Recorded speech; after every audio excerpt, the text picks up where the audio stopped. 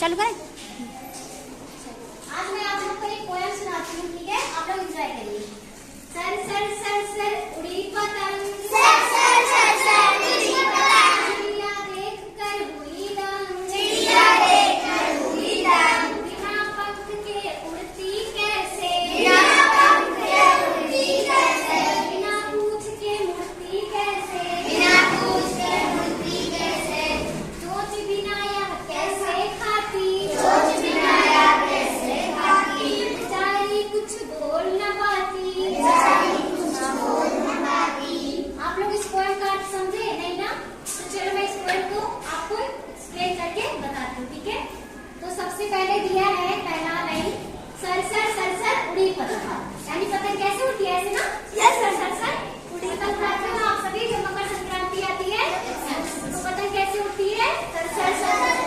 और पतंग चिड़िया भी उड़ती है ना आकाश में। Yes ma'am. तो जब पतंग उड़ी तो चिड़िया क्या हुई? देखकर हैरान हो गई, मतलब देखकर वो आश्चर्यचकित हो गई, दंग हो गई कि कैसे ये पतंग उड़ रही है।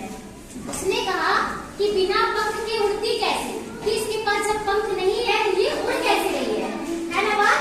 जिसके पास पंख होता वही उड़ता है ना? Yes ma'am. लेकिन पतंग के पास पंख नहीं है तो फिर वो कैसे उड़ रही है? और फिर उसने बोली कि बिना पूंछ के उड़ती कैसे, जब उसके पास पूंछ नहीं है तो वो फिर कैसे उड़ रही है?